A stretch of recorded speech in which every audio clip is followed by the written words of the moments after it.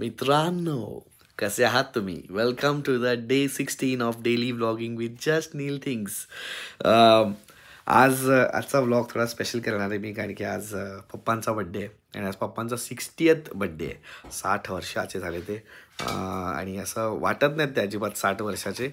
म्हणजे लोक बोलतात की मी त्यांचा लहान भाऊ वाटतो, आणि आधी मला ही मस्करी वाटायची, पण नंतर लोक माझ्या तोंडावर बोलायला की तर मला कळलं की हो मी वाटतो. आणि ते खूप यंग दिसतात त्या मानाने, ते खूप फिट पण आहेत. सो आजचा व्लॉग त्यांच्यासाठी डेडिकेटेड आहे. पूर्ण नाही, बट ऑफकोर्स आपण त्यांना पण आता एक व्हिडिओ कॉल लावू, विश करू. आता सकाळ झालं इकडे, तो ऑब्वियस आत्ता तिकडे पण दुपार वगैरे झाले असेल. सो तसं आपण आता त्यांना एक व्हिडिओ कॉल लावून घेऊ आणि हा व्लॉग चालू करू. आपल्याला आज काहीतरी स्पेशल करायचं त्यांच्यासाठी. ते काय ते मी तुम्हाला पुढे व्लॉगमध्ये सांगतो.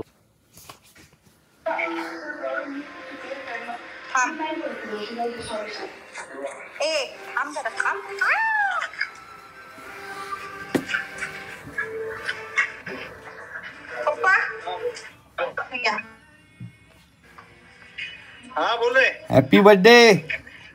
हा थँक्यू. कसं वाटतंय 60 वर्षाचं होऊन? तरुण 60 वर्षाच्या हिशोबाने दाढी ठेवते मी. आता या वर्षापासून दाढी ठेवणार. हा खरं? हा हा वाईट एक दाढी ठेवायची. म्हणजे वाढवून की वाढवायची अशी. खरंच वाढवणार आहे? मग घंटा शो आला तर लगेच तुम्ही काढून याल जाऊन. शो आला तर काढून याल जाऊन लगेच. मम्मी कुठे काय आहे? करतोय? मी आता निघू इकडनं हॉटेल मधनं बाहेर. अच्छा अच्छा. मला बाहेर ना जाणार आहे कुठे? हा? बाहेर ना बाहेर जाणार. अरे हे आज आहे अंगारकी चतुर्थी आहे ना, इथे उपवास आहे. हा मग ते उपवासाचं मोदक बिदक तिने केलं, ते सगळं त्याचा जे उपवास सोडायचंय. आता हे केक कापताना मग उपवास सोडायचे. ते ज्योत्स्ना येते आता. हा ज्योत्स्ना येते. ठीक आहे ठीक आहे चालेल. चल चल चलो बाय.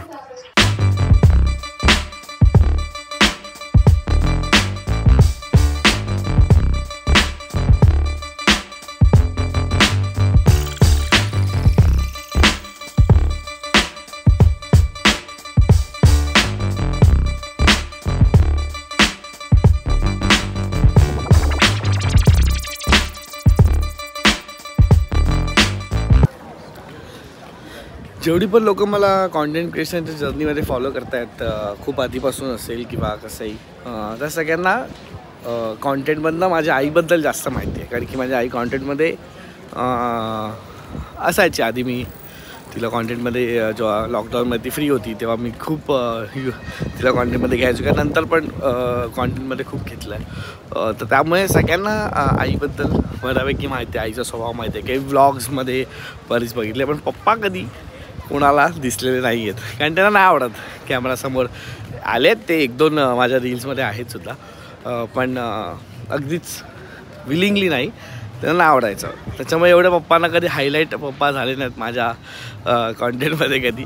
बट आज तुम्हाला मी पप्पांबद्दल सांगणार आहे की माझे पप्पा कसे आहेत आणि त्यांना how he is as a person. आणि आज ते 60 years झालेत, which is a big number I think, but still young at heart. And बऱ्याच गोष्टी पप्पांकडनं माझ्याकडे आलेत. माझ्यामध्ये जे काय गुण आहेत, चांगले किंवा कलात्मक गुण जे म्हणू शकतो आपण, ते सगळे पप्पांकडनं आलेत.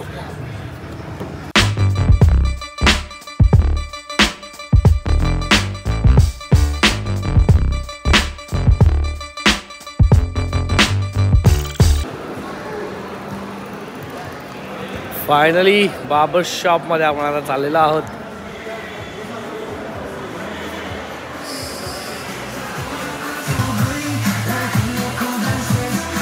£13 दाढी आहे, म्हणजे 1300 रुपये लागणार आहेत दाढी करायला. पण ठीक आहे, आता आपल्याकडे ऑप्शन नाही आणि हे एकदम ऑथेंटिक पण नाही, पण ठीक आहे आपण करूया.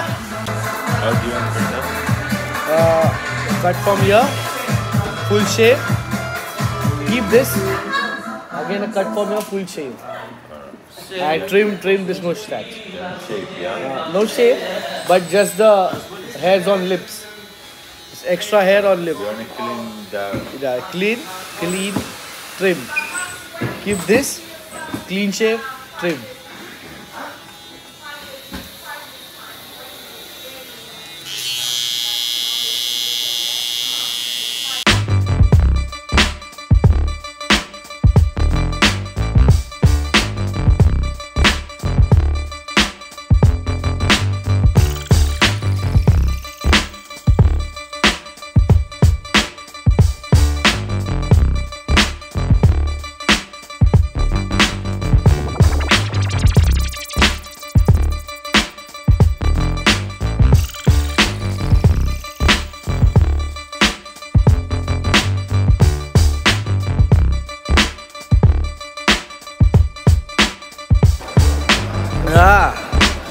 फायनली आपण दाढी केली आहे. जे भारी वाटतंय मला यार. इकडे ह्याने डायरेक्ट म्हणजे हेच केले, म्हणजे वस्त्र काय आहेच नाही सिस्टम. डायरेक्ट भारीतले ट्रिमर होते, म्हणजे एकदमच भारी. त्यांनी पहिला ट्रिमर फिरला तिथे क्लीन शेववाली फिलिंग आहे. त्याच्यानंतर ते सर्कलवालं काही एक ट्रिमर बरेच प्रकार येतो तो केला त्याने. अजून क्लीन शेव होतं. त्याने ऑलमोस्ट केस उपटले जातात, जे मला दुखत होतं. मी त्याला बोललो. नंतर त्यांनी हॉट टॉवेल काहीतरी बोलतात त्याला, हॉट टॉवेल एक हे असतो, हॉट टॉवेल तुमच्या चेहऱ्यावर ठेवतात रिलॅक्सेशनसाठी. झालं हेच आहे. ह्याचे त्यांनी घेतले माझ्याकडनं 13 पाऊंड, म्हणजे 1300 रुपये असं बोलू शकतो. हे तसं मॉलमधलं एक इथे जवळपास होतं म्हणून मी पटकन करून घेतलं. ॲक्च्युअल बार्बर स्टोअर जे आहे ते अजून भारी असतं. जे आपल्याकडे बँड्रामध्ये एक माझा मित्र आहे प्रथमेश, त्याच्याकडे मी US आधी गेलेलो. त्यांनी मला समजवलेलं सलोनमध्ये जाणं आणि बार्बर शॉपमध्ये जाणं हे दोन वेगवेगळे कॉन्सेप्ट आहेत. आणि आपल्या इंडियामध्ये ते इंट्रोड्यूस होत आहे, बाहेर ऑलरेडी ते आहे. सो आता आम्ही चाललो आहे एका नाटकाला, जे इथले म्युझिकल्स खूप फेमस आहे. तुम्हाला सगळ्यांना माहिती असेलच, लंडनमधले प्लेज आणि म्युझिकल प्लेज खूप फेमस आहे. एक कॉमेडी नाटक आहे the play that goes wrong, जे माझं लास्ट टाईम लंडनला आलो ते बघायचं राहिलेलं आहे. कारण तेव्हा मी लायन किंग बघितलेलं. त्यावेळेला आता आम्ही सगळे चाललो आहे the play that went wrong बघायला. इथली नाटकं खूप फॅसिनेटिंग आणि भारी असतात. इथे अशी सिस्टम आहे की ते नाटक जोपर्यंत चालू आहे, जेवढी 1 वर्ष 2 वर्ष, तोपर्यंत ते अख्खं थिएटर त्या नाटकाला म्हणजे नाटक घेऊन टाकतं. असा इथं सिस्टम आहे. त्याच्यामध्ये त्यांना खूप जास्त फ्रीडम मिळतो. ओके, आजचा प्ले कसा असतो. ऑफकोर्स मला आतमध्ये शूट करता येणार नाही आहे, पण मी तुम्हाला आल्यावरती एक्सपिरियन्स सांगीन. Don't worry. सो आता मी चालत चालू आहे थिएटरला, जिथे आमचा प्ले आहे. मगाशी मी म्हटलं तसं पप्पांबद्दल सांगत होतो मी. पप्पांना आधीपासूनच बॉडी बिल्डिंगचा खूप शौक होता आणि त्यांनी जेवढं सांगितलं आहे मला, ते जेवढे एक्सपिरियन्सेस मला सांगायचे की त्यांना ते कॉम्पिटिशनमध्ये पण त्यांनी पार्ट घेतला आहे. कॉम्पिटिशन्स पण केल्यात. भांडूपला तेव्हा ते राहायचे आणि भांडूपला त्यांनी जिम पण चालवली आहे. आता मी नावं घेणार नाही कुठली जिम काय, कारण की परत मी चुकलो तर ते परत काहीतरी भरतो होईल. त्यापेक्षा वरचं सांगतो ते बेटर राहील. Let's not go into more details. So Jim, त्यांना ड्रॉइंगची खूप आवड होती. क्रिएटिव्ह होते आधीपासूनच आणि त्याच ह्याच्यात त्यांना इंटिरियर डेकोरेशनची खूप आवड होती. त्यांना त्यावेळेला असं काही कोर्स वगैरे करता आला नाही इंटिरियरचा. म्हणजे त्यांना ते ऑल्दो ते घरात बरंचसं स्वतःच्या डोक्याने करायचे, पण त्यांना इंटिरियरचा कोर्स करत होता. पण पैशाच्या अभावी त्यांना तो कोर्स करता आला नाही. ते तेव्हा GKW करून एक भांडूपला कंपनी होती, मिल होती, त्याच्यामध्ये काम करायचे. आणि त्याच्यानंतर त्यांनी लग्न झाल्यानंतर आय गेस त्यांनी इंटिरियर डेकोरेशनचा कोर्स केला ठाण्याला. तो पण त्यांनी अर्धवटच केला की 2 का 3 वर्षाची असतं, पण मला एवढं माहिती की त्यांनी पूर्ण नाही केला तो कोर्स. आणि त्याच्यानंतर त्यांनी फ्रीलान्सिंगमध्ये इंटिरियरमध्ये काम चालू केलं. आधीपासून पप्पा फुल फन लविंग आहेत, माझ्यासारखेच, म्हणजे मी त्यांच्यासारख्या करतात. आणि मस्करी on point, sarcasm on point, काय म्हणतात त्याला, ऑन पॉईंट जवाब देणं, वो सब मेरे में आ गया. वैसे का वैसा, जैसे का तैसा. Fun loving nature. He loves Govinda, I love Govinda. He loves dancing, I love dancing. लहानपणापासून आम्ही खूप नाचतो. म्हणजे घरी आम्हाला असं होतं की काय नाही, दुपारचं जेवण झालं की गाणं लावायचं आणि मला नाचायला लावायचं आणि मी नाचायचो. कोळी गीतं, आहे ना बॉलिवूड गोविंदाची गाणी, हे सगळ्यावरती मी नाचलो आहे, खूप नाचलो आहे. आणि माझी बहीण वगैरे पण, आत्ताच्या मुली, माझा छोटा भाऊ, आम्ही सगळे नाचलो आहे. सो आमच्या घरी प्रथाच होती, काय नाही तर नाचायला चालू करा. हे पप्पांकडनं आलं आहे मला की नाचणं जे आहे, नाचायची जी एक माझ्यामध्ये काय बोलू शकतो टॅलेंट आहे नाचायचं, जे काय जेवढं काय आहे ते पप्पांमुळे आलं आहे. अजून एक गोष्ट मेन जी माझ्याकडे आली पप्पांमुळे, ती म्हणजे म्युझिक. पप्पा म्युझिकचे खूप मोठे फॅन आहेत आणि ते लहानपणापासून आम्हालासुद्धा ऐकवत आलेत म्युझिक, आणि ते जास्तीत जास्त त्यांनी ऐकवले आम्हाला, दॅट इज मोहम्मद रफी. मोहम्मद रफी त्यांचे एकदम फेवरेट अजून पण.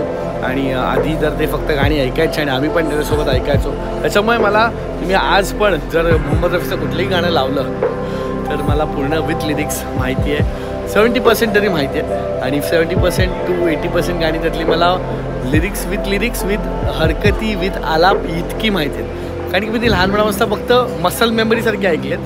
तेव्हा काय मला ऑफकोर्स फील नाही व्हायचं, मला ते गाण्यातलं काय कळायचं नाही. जसं असं मी मोठा होत गेलो, मला ते समजत गेलं की का मोहम्मद रफी ते ऐकतात किंवा त्यांना इतका मोहम्मद रफी का आवडत असेल, मलाही मोहम्मद रफी तितकेच आवडतात. आणि मीही खूप मोठा फॅन आहे मोहम्मद रफीचा. अजूनही मी मोहम्मद रफी ऐकतो, for sad, for happy things, for sad everything. माझे पण तेवढेच फेवरेट आहेत जेवढे पप्पांचे फेवरेट आहेत. आणि इव्हेंच्युअली पप्पानंतर जशी टेक्नॉलॉजी पुढे गेली 90s नंतर 2000मध्ये वगैरे त्यांनी माईक आणला, मग ते घरी गाण्यासोबत गाणं गायला लागले. म्हणजे ते एका साईडला मोहम्मद रफी, एका साईडला एकत्र गाणं त्यांनी चालू केलं. आणि आम्ही त्याच्या मोहम्मद रफीच्या त्या गाण्यांवरती पण नाचायचो, तेव्हाही नाचायचो. मला अजून असे खूप ग्लिम्सेस आठवतात की मी नाचायचो आणि पप्पा तिकडनं गायचे आणि मी नाचायचो. हे सगळं खूप केलं. आणि बोलता बोलता आपण आलेलो आहोत जुशिस थिएटरला. इथे आहे the play that went wrong हे नाटक. बाकीच्या लोकांसाठी मी थांबलो आहे, ते अजून येत आहेत. जास्तच लेट झाला तर मी एकटाच आज जाईन, कारण की आम्ही सगळे वेगवेगळ्या ठिकाणी होतो. मी दाढी करायला गेलो, कोण कुठे गेलेला, कोण कुठे गेला. त्याच्यामुळे सगळे आज वेगवेगळे येतात. फर्स्ट टाईम 5-6 लोक एकत्र ट्रॅव्हल नाही करतात, वेगवेगळे ट्रॅव्हल करतात. शुभम जवळपास आहे एवढं मला कळलं आहे मेसेजवरून. पण आता बघूया. या लंडनचे थिएटर खूप बाप आहेत, वेगळा सीन आहे यार, खूप मस्त आहे.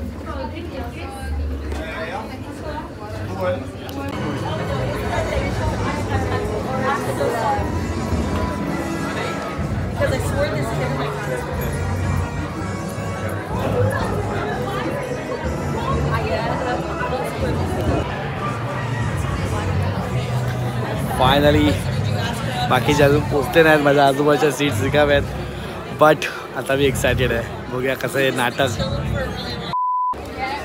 भाई साहब काय नाटक होतं, एक नंबर नाटक होतं. एवढी मजा आली, एवढं आवडलं. सेट पडतो, कॅरेक्टर्स इकडे तिकडे होतात. म्हणजे असं नाटक आहे जे एक नाटक घडतं आहे पण ते फेल होतं आहे. प्रॉप्स चुकत आहेत, सेट चुकतं आहे, लाईन चुकत आहेत. एंडला तो सेट पण इकडे तिकडे होतो, सगळा सेट पडतो. आणि ते खूपच म्हणजे इतकं अनबिलिव्हेबल आहे की कसं त्या गोष्टी त्यांनी केल्या आहेत. म्हणजे मी आता जास्त सांगणार नाही इकडे, पण तुम्ही त्या नक्की एक्सपिरियन्स करायला पाहिजेत असं मला वाटतं. इथलं थिएटर, इथलं नाटक वेगळंच आहे. आणि नाटक ना 7:30चं होतं, पण 7:20लाच वगैरे त्यांनी चालू केलेला माहोल. कसा तर त्यातले जे कॅरेक्टर्स होते ते ऑडियन्समध्ये होते, आणि ते ऑडियन्समधूनच विल्सन आहे का इकडे कुठे ह्याच्या खाली वगैरे शोधत होते. ते विल्सन काय कोणालाच माहीत नाही. आणि नाटक 10 मिनटं आधी चालू झालं आहे रँडमली, कोणाला कळलं पण नाही आहे. आणि सगळं समजतं की हे फेल्युअर आहे म्हणजे एक फेल झालेलं नाटक आहे ते. म्हणजे फेल होताना दिसतं तुम्हाला नाटक, असं त्याचा हे होतं. पण एक नंबर नाटक होता. तुम्ही म्हणजे स्ट्रॉंगली रेकमेंडेड आहे. नाटकाचं नाव आहे the play that goes wrong. ज्यूज थिएटरला आहे हे. इथे सगळे याच गल्लीमध्ये, लायन किंग आणि फ्रोझन आणि सगळे ह्याच गल्लीमध्ये. पण एक नंबर नाटक आहे. Also coming back to papa's birthday. पप्पांनी जसं मी म्हणत होतो की पप्पांनी गायला सुरुवात केली माईक लावून रफीसोबत. नंतर 2000 आय गेस 2014-15 नंतर एक कराओके सिस्टम आपल्या इंडियात आली. आणि आमच्या बिल्डिंगमध्ये एक गृहस्थ राहायचे, त्यांनी पप्पांना कराओकेला इंट्रोड्यूस करून दिलं आणि मग हळूहळू पप्पा त्याच्यामध्ये जायला लागले आणि गायला लागले घरी. त्यांनी मग हळूहळू त्यांनी पण एक कराओके सिस्टम आधी यूट्यूबवरून आणि मग कराओके सिस्टम विकत घेतला आणि मग प्रॉपर त्यांना इच्छा जी होती सिंगिंगची ती त्यांनी कंप्लीट केली आणि ती जोपासायला सुरुवात केली. हळूहळू ते कराओकेला घरी गायचे फक्त. मग त्यांना काय एक मित्रात एक कराओके ग्रुपमध्ये ते जॉईन झाले. तिथे जॉईन झाल्यानंतर ते इतके त्याच्यामध्ये शोज करायला लागले की त्यांना असं वाटलं की मी गाणं शिकायला पाहिजे, म्हणून मग ते गाणं शिकायला लागले. आणि गाणं शिकल्यानंतर ते रेग्युलर रियाज करतात आजही आणि आजही शोज करतात. रफीची गाणी ते गातात. 1-1.5 वर्षापूर्वीच आहे की मी त्यांना यूट्यूबचं अकाउंट खोलून दिलं, यूट्यूब शिकवलं आणि त्यांचं एक यूट्यूब चॅनल आहे गाईस, रफी नामा नावाने ते त्याच्यावरती करतात आणि नितीन सालेकर नावच आहे चॅनलचं आणि रफी नावानं त्याच्यावर ते गाणी कवर करून ते टाकत असतात. तर आज मला तुम्हा सगळ्यांना एक रिक्वेस्ट करायची आहे. येस, आणि ती रिक्वेस्ट अशी की मी आता डिस्क्रिप्शनमध्ये तर पण लिंक आहे आणि इथे मी फोटो टाकतो त्यांच्या चॅनलचा. गाईज प्लीज सगळ्यांनी जा आणि सबस्क्राईब करा आणि जमलं तर छान छान कॉमेंट करा त्यांच्या रिसेंट आणि काही रिसेंट व्हिडिओवरती.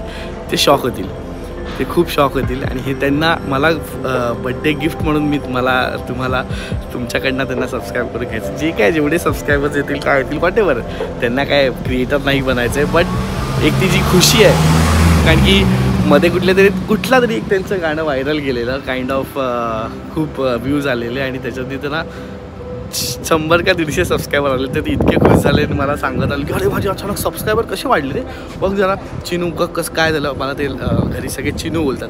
तर हे बघ चिनू काय झालं, अरे अचानक मला 13,000 व्ह्यू का 12,000 व्ह्यू आले काहीतरी, मला आठवत नाही एक्झॅक्ट नंबर आता, आणि 100 सबस्क्रायबर आलेलं अचानक अचानक आणि ते खूप खुश होते. तेव्हाच मी ठरलं की काहीतरी एक असं आपण करू की जेवढे काही लोक मला फॉलो करतात त्यांना एक रिक्वेस्ट करू. पण आज मला ती संधी परफेक्ट वाटते तुम्हा सगळ्यांना ती मागायला की त्यांना एक बड्डे गिफ्ट म्हणून आपण त्यांच्या चॅनलला सबस्क्राईब करू आणि त्यांचे जे काही रिसेंट व्हिडिओ असतील त्याच्यावर प्लीज जमलं तर कमेंट करा. मला माहिती थोडे कष्ट जास्त आहेत हे सगळं करायला, बट आय थिंक जर तुम्ही करू शकलात तर माझ्यासाठी खूप मोठी गोष्ट येईल. त्यांना एक परफेक्ट बड्डे गिफ्ट मिळेल माझ्या साईडनी आणि खाली डिस्क्रिप्शनमध्ये मी लिंक देतो आहे. आणि आज मला वाटतं की हेच बेस्ट राहील माझ्या साईडनी त्यांना एक गिफ्ट म्हणून. प्लीज रिक्वेस्ट करतो तुम्हाला जर जमत असेल तर हे नक्की करा आणि मला हेल्प करा पप्पांना खुश करायला.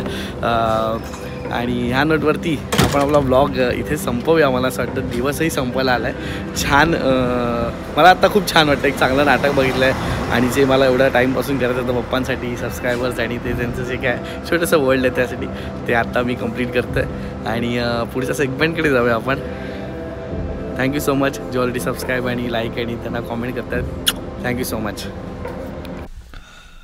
हॅलो मित्रांनो, तर मी आता तेच विचार करत होतो की शेअर ऑफ द डे काय करायचा आणि आता ओव्हरऑल रेट करत होतो तेव्हा मला असं वाटलं की शेअर ऑफ द डे करण्यापेक्षा पप्पांचं एखादं गाणं त्यातला परफॉर्मन्स त्यांचा जो आहे तोच जर मी तुम्हाला दाखवला तर किती भारी होईल.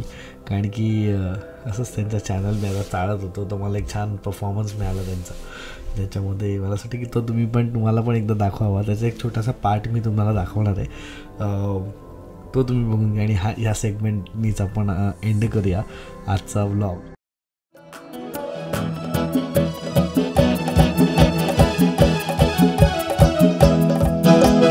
हमदम मेरे मान भी जाओ, कहना मेरे प्यार का, अरे हल्का हल्का सुर्ख लबों पे रंग तो है इकरार का. अरे हमदम मेरे मान भी जाओ, कहना मेरे प्यार का, अरे हल्का हल्का सुर्ख लबों पे रंग तो है इकरार का. अरे हमदम मेरे है प्यार मोहब्बत की हवा पहले चलती है, फिर एक लट इनकार की रुख पे ढलती है. प्यार मोहब्बत की हवा पहले चलती है, नकार की रुख पे ढलती है, ये सच है कम से कम। तो ए मेरे सनम लटे चेहरे से सरकाओ, तमन्ना आंखें मलती है। हमदम मेरे मान भी जाओ, कहना मेरे प्यार का, अरे हल्का हल्का सुर्ख लबों पे रंग तो है इकरार का, अरे हमदम मेरे। आणि प्लीज कॉमेंटमध्ये सांगा की तुम्हाला कसा वाटला आजचा व्लॉग. आजचा व्लॉग मी थोडासा पप्पांच्या स्पेसिफिक केला आहे, कारण की बनता है उतना तो मेरे हिसाब से उतना सबके पापा अपने अपने बच्चों के लिए करते, तो अपन ने भी कभी तो उनके लिए कुछ करना चाहिए. मला माहीत नाही याच्यावर त्यांचे रिॲक्शन्स काय असतील आता जे उद्या बघतील व्लॉग तेव्हा. आणि मला तुमची रिॲक्शन ऐकली, तुम्हाला कसं वाटला हे मी ॲक्च्युली ठरवलं नव्हतं. आज सकाळीच मला जेव्हा आठवलं की अरे आज पप्पांचा बड्डे आहे, तर मला असं वाटलं की आज एक व्लॉग त्यांना डेडिकेट करावा. मग एडिट करताना पण समजत नव्हतं की मी पप्पांबद्दल सगळं बोलतो आणि व्लॉग सगळं पप्पांबद्दल आहे, पण is this content I don't know. जर हा कॉन्टेंट असेल किंवा कॉन्टेंट नाही बोलणार यार मी ह्याला, म्हणजे कॉन्टेंटमध्ये प्रत्येक गोष्ट बोलायची गरज नाही आहे, पण मला असं वाटतं की पप्पांसाठी असं डेडिकेटेडली मी कधी काय केलं नाही आहे, त्याच्यासाठी म्हणून आज मी केलं असं. आणि त्यांनी पण एक या वयात आफ्टर हिज रिटायरमेंट त्यांनी पण एक त्यांचं एक पूर्ण नवीन आर्ट जे त्यांना त्यांच्या टाईममध्ये करिअर म्हणून नाही करता आलं. ऑफकोर्स त्यांना करायचं असेल हे मला माहिती आहे, पण त्यांनी हिज काइंड ऑफ असं बोलू शकतो की रिटायर लाईफमध्ये ते अख्खं करिअर बनवलं आहे and he steel following that. आणि तो करिअर म्हणून त्यांनी चूज करून ते अजून करतायत ते, आणि अजून त्याच्यावर ते शिकतायत आणि अजून काम करतायत. तर त्यांना ते अप्रिशिएशन मिळालं पाहिजे. आणि आज माझ्याकडे एक जो काय ऑडियन्स आहे त्यांच्यापर्यंत मी त्यांना पोहोचवतो हे मला खूप भारी वाटतं आहे. काही गोल नाही याच्यातनं किंवा काही असं पर्सनल काही किंवा माझंही काही नाही किंवा त्यांचंही काही नाही, पण एक जस्ट तसं तेही मला अप्रिशिएट करतात त्यांच्या मित्रांमध्ये, फॅमिलीमध्ये, सगळीकडे नातेवाईकांमध्ये. तसं मी तुमच्यासमोर त्यांना फ्लॉन्ट करतो आहे. So guys this is my dad. तुम्हाला कसा वाटला हा व्लॉग प्लीज कॉमेंटमध्ये सांगा. काय वाटलं या व्लॉग मला ते कॉमेंटमध्ये सांगा.